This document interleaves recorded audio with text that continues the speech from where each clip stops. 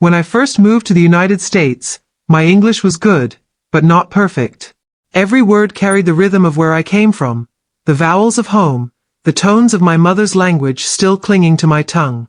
I spoke carefully, proudly. But to some people, my accent wasn't charm, it was ammunition.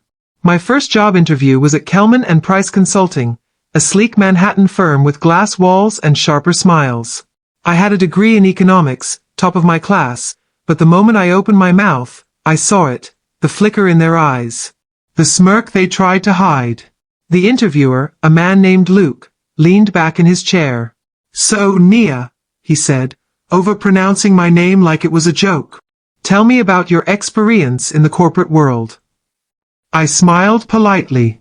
"I've managed supply chain analytics for 2 major firms overseas, and..." He cut me off. "Overseas? Right. So not American experience." He said it with that corporate condescension that could slice through steel. When the interview ended, he didn't even shake my hand. "We'll be in touch," he said, already looking at his phone. They weren't. Weeks later, I got a job at a smaller company, Edgewell Logistics. The pay was terrible, but it was a start. My job title, Junior Data Clerk. My real job, fixing everyone else's mistakes. The office was a maze of cubicles and egos. People spoke fast, laughed loud, and cut you off before you finished a sentence. I worked harder, stayed longer, delivered better, but none of that mattered when you had an accent they could mock. One morning, during a team meeting, my manager, Derek, was presenting a report. I noticed a major calculation error, one that could cost the company thousands. I raised my hand. "Excuse me, Derek," I said softly. "I think there's a mistake in the revenue projections." "If you look at..." He smirked. "You mean revenue," he said, exaggerating my pronunciation. The room erupted in quiet laughter. My cheeks burned. "The number in cell D32. He waved me off. "Relax, Nia. We'll let the professionals handle it." The meeting moved on, my correction ignored. 2 weeks later, the report failed. The client threatened to pull their contract. The department was in chaos. Guess who had to fix it? Me. Quietly. Overnight. Without credit. That night, as I sat under the flickering office light, fixing numbers that someone else would take praise for, I whispered something to myself I hadn't said before. They'll remember my accent when I'm giving orders, not taking them. That was the night Nia Patel, junior clerk, began turning into Nia Patel, founder. It started with small things. Free online courses in leadership, project management, American business law. I watched CEOs speak, mimic their tone, practiced clarity, not to erase my accent but to command through it. When people mocked my voice, I stopped shrinking. I started recording myself speaking in meetings, refining my delivery until no one could mistake confidence for weakness. Because I realized something powerful. It wasn't my accent they hated. It was my potential.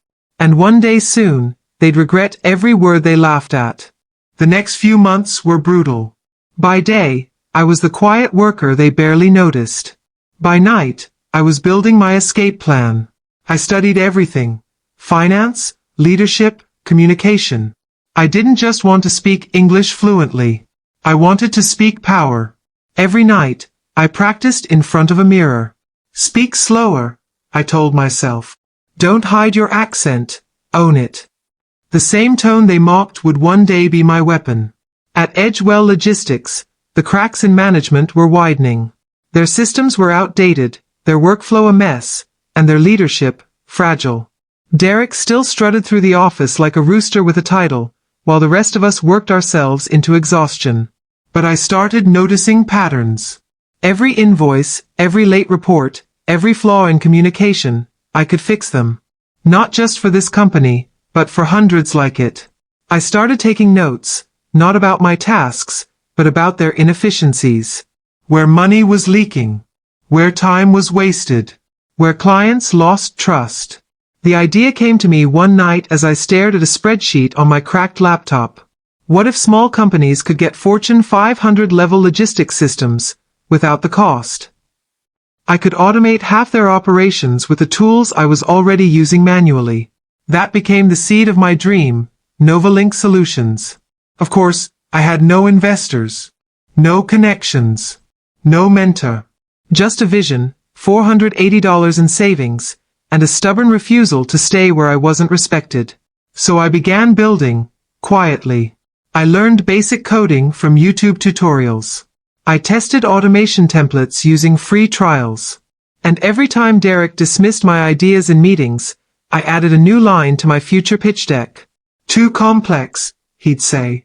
Too risky, he'd scoff. And every no became a blueprint for my yes. One evening, our biggest client, Harrison Imports, called with a complaint. Their shipment data was lost again. The system had crashed, costing them tens of thousands. Derek panicked. He called a late-night meeting, barking orders and blaming interns. When everyone left, I stayed behind.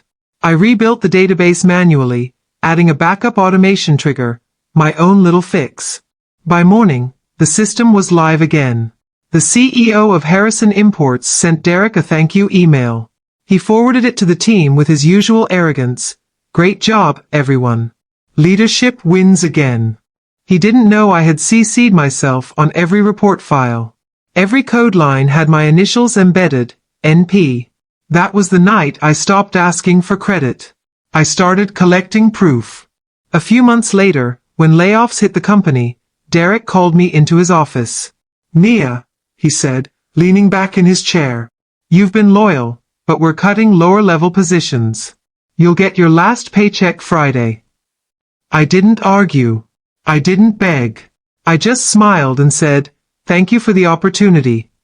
He blinked, caught off guard. That's it. Yes, I said calmly. You'll see me again soon. When I walked out, I wasn't angry. I was ready. For the first time, I wasn't afraid of being underestimated. Because I finally understood. Power doesn't need to shout. It builds quietly, until the world has no choice but to listen. That weekend, I registered my company, Novalink Solutions, LLC. Mission, to give small voices the tools to be heard in big rooms. The irony? My accent was still there, but now, it carried authority. And soon, even Derek and his smug executives would learn to pronounce my name correctly, because they'd be signing contracts under it. The day I officially launched Novalink Solutions, it didn't feel glamorous. No champagne, no investors, just a second-hand laptop on my kitchen table and a folder full of late-night ideas. But it was mine. Every pixel, every function, every dream stitched together from the very mockery that once broke me. I built our first automation prototype in my small studio apartment, fueled by instant coffee and the quiet hum of determination. It wasn't perfect, but it worked. It could process invoices, track shipments, and flag human errors before they spiraled into losses. When I tested it on a local furniture store that was losing customers over late deliveries, it cut their turnaround time by 42%. They paid me $600. To anyone else, that was nothing. To me, it was oxygen. I used every dollar to upgrade my system. Within months, word spread through small business circles. That girl with the accent who makes impossible systems run like magic. I hired my first 2 employees, both immigrants like me. One was a coder from Brazil, the other an analyst from Kenya. We worked out of my living room, surviving on cheap takeout and shared dreams. We didn't sound like the boardrooms we served, and that became our strength. Every meeting, every email, every pitch, we brought authenticity. Where others saw broken English, clients saw real communication. But success never goes unnoticed, especially by the people who once stepped on you. One afternoon, my assistant forwarded an email with the subject line, Inquiry, Partnership Opportunity, Edgewell Logistics. For a second, I thought it was spam. Then I saw the signature. Derek Cole, Operations Director. I couldn't help it. I laughed. Loudly. Apparently, Edgewell had lost several major clients after I left. Their systems collapsed under the same inefficiencies I used to warn them about. They were looking for an external consultant to help them optimize performance and automate workflows. They wanted me. I agreed to a meeting. Not out of revenge, out of curiosity. The following week, I walked into the same office I'd once been fired from. The same dull carpet, the same glass conference room, except this time, I wasn't clutching a folder of resumes. I was carrying a proposal. Derek stood to greet me, but his usual smirk faltered when he realized who I was. "Nia," he said, half stammering. "Wow. You've done well." "I have," I said, smiling politely. "Shall we begin?" The meeting lasted an hour. I presented my audit findings, my system's capabilities, and projected savings that could resurrect their crumbling contracts. The executives listened, wide-eyed. When I finished, Derek cleared his throat. "Impressive work. We'd love to bring you on, maybe as an external contractor." I smiled. "That depends. My minimum consulting fee is $40,000 per quarter." The room went quiet. Derek's eyebrows shot up. "That's significantly higher than what we budgeted." "Then you can keep losing clients," I said smoothly, standing up. "But I'll warn you, some of those clients are already on my waiting list." I turned to leave. That's when one of the senior executives spoke. "Wait, we'll make it work. Send the agreement." I looked at Derek, still frozen in disbelief. "I told you once I'd see you again," I said softly. "Guess I was right." That night, as I signed the contract, I didn't feel triumphant. I felt calm. Because this wasn't revenge anymore. This was justice written in professionalism and ink. Over the next few months, Novalink exploded. We secured contracts with 5 mid-tier logistics firms, hired 20 new employees, and moved into our first downtown office. Our motto gleamed in gold letters across the glass door. Every voice deserves to be heard. Every accent has a language of success. And I, the woman they once mocked for speaking differently, was now training CEOs how to communicate better with global teams. But the best twist was still coming. Because the next partnership offer I'd receive would come from the one company I once begged for a job at, and the man who first laughed at my accent. 6 months after I signed the Edgewell contract, Novalink had become a quiet storm in the logistics world. Our name was whispered in meetings across industries, not with mockery, but with curiosity. "Who's running that?" executives would ask. And when they found out it was me, the girl they once laughed at for not sounding American enough, they couldn't believe it. We didn't just fix companies, we transformed them. Our automation models predicted errors before humans even saw them, saving clients millions. We built dashboards that turned chaos into clarity. And I led it all, with the same accent that once got me dismissed in interviews. But success brings back ghosts. One rainy Tuesday morning, I received an email marked urgent. From Luke Henderson. Subject: Partnership Opportunity, Kelman and Price Consulting. I froze. Luke. The man from my first interview, the one who mimicked my pronunciation and smirked at my resume like it was a joke. The email was short, almost desperate. "Ms. Patel, your company's automation suite has been recommended for integration with our corporate clients. We'd like to discuss potential partnership terms at your earliest convenience. Best. Luke Henderson, COO, Kelman and Price Consulting." Apparently, he'd climbed the ladder, while I built the building. I replied with 3 words. "Let's schedule Tuesday." When the day came, I didn't walk into their office this time. They walked into mine. Our conference room had floor-to-ceiling windows overlooking the city, sunlight spilling across the long oak table. My assistant welcomed them in. Luke walked behind his team, confident, rehearsed, until he saw me. His eyes widened. "Nia? I didn't realize that I was the CEO?" I smiled calmly. "Yes, most people don't at first." He tried to recover. "Well, Incredible what you've built here. I gestured for him to sit. Thank you. Now, tell me, what can my company do for yours? He cleared his throat. We're looking to modernize our data operations and client systems. We've heard you're the best in the field. I leaned forward. You've heard right. We went through the pitch, his voice shaky, mine steady. For once, he was the one struggling to find the right words. Halfway through the meeting, one of his analysts complimented my presentation. You're very articulate, she said. Luke nodded too quickly, trying to prove he wasn't who he used to be. I smiled faintly. Thank you. I've always been articulate. Some people just weren't listening. The room went silent for a heartbeat. Luke's face flushed. When we discussed pricing, he hesitated. These numbers are higher than we expected. I kept my tone polite. They reflect the value we bring. You of all people should understand that expertise comes at a cost. His jaw tightened. I'll need board approval. Of course, I said. Take your time. But I should tell you, we have other firms interested, and I don't like repeating myself. He nodded quickly. Understood. 2 days later, the deal was sealed, a multi-million-dollar contract with Kelman and Price Consulting. When he came to sign, Luke extended his hand. Congratulations, Ms. Patel. I shook it firmly. No, Luke. Congratulations to you.